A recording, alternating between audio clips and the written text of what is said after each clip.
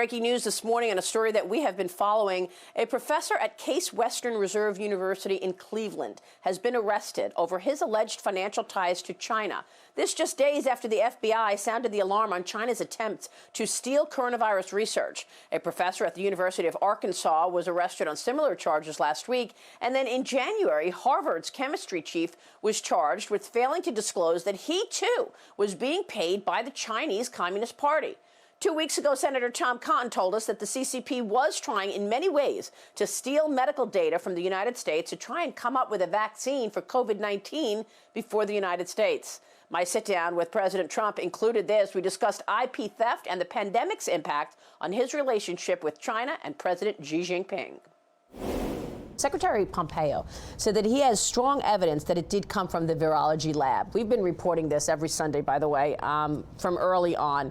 You also said that you saw evidence. Can you tell us anything about the intelligence? No, but we have a lot of information, and it's not good. But you know, the worst of all, whether it came from the lab or came from the bats or it all came from China, and they should have stopped it. They could have stopped it at that source. I call it the source. Right there. They made a decision to allow it to escape its borders. I don't know if they made the decision, but it got out of control. I think more likely it got out of control. Senator Cotton said that they didn't want the Chinese economy to contract 20% and the rest of the world to contract 2%. So we were beating them very badly before this. We were beating them between the tariffs and other things we were doing. And we were going up, and they were having a very bad year. They were having the worst year they've had in 56 years. He had Hong Kong protesters on the street, 2 and they million. weren't well, and even beyond that. And we were really doing well. And that is a theory. But here's what I know for sure. They didn't allow this whole thing. They didn't allow people to go into China, but they did allow them to go out to the world, including the United States. That's why Europe is a mess. That's why, look at these countries. Russia's having a hard time. Everybody's having a hard time. So will it get worse for those countries, do you think? Yeah, it's for some of them. Some have just started the process. We're getting toward the end of the process. You know, so they downplayed the disease, they downplayed the virus.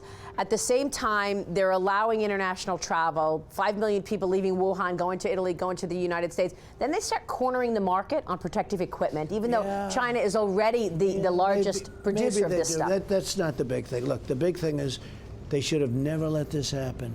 So I make a great trade deal, and now I say, it just doesn't feel the same to me.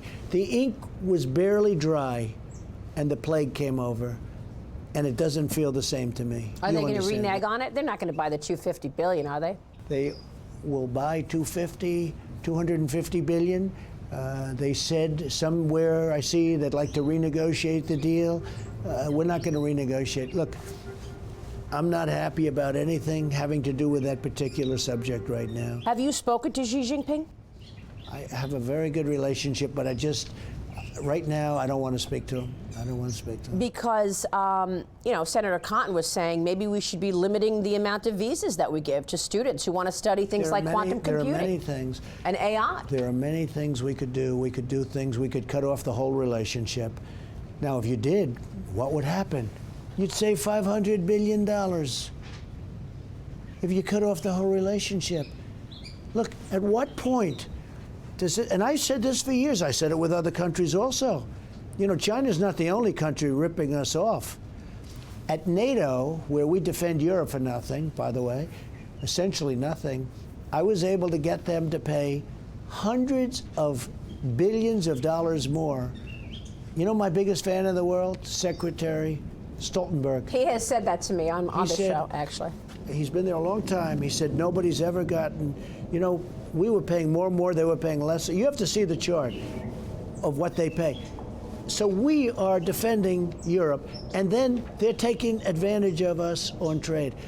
It's all one way, and it was all turning, and it is all turning around. And you pulled back the money. But we've been proven to be right. Yeah, I pulled back the money. You pulled back the money from the thrift fund. They wanted to put 10% of the thrift fund into MSCI index. That was Chinese companies. Billions. $50 billion. Yeah, I pulled it back. Will you go one step further and force that Chinese companies have to follow accounting rules if they want to be listed on the New York Stock Exchange and the NASDAQ? We're looking at that very strongly, but on the thrift fund, you know, it's run by the Obama appointments, right? And we said, you got to do this, and we're going to find out whether or not they're going to do it very soon. And if they're not, we're going to replace them very quickly. And we are looking at your second part of your question. We're looking at that. Because Chinese companies like an Alibaba, any Chinese company, they're listed on the New York Stock Exchange. They don't have to report their earnings the way an American company does? It's pretty amazing. But here's the problem with that. You know, look, I hate to say it, but let's say we do that, right? So what are they going to do? They're going to move their listing to London or someplace else. You see? Let's say you want to get tough. And you're going to do, you know, everyone wants to be a tough guy. Look, I'm the toughest guy. But what happens is, so we say, you're going to do this, and you're going to follow the rules of the New York Stock Exchange or NASDAQ. What do? They say, okay, we'll move to London or we'll go to Hong Kong.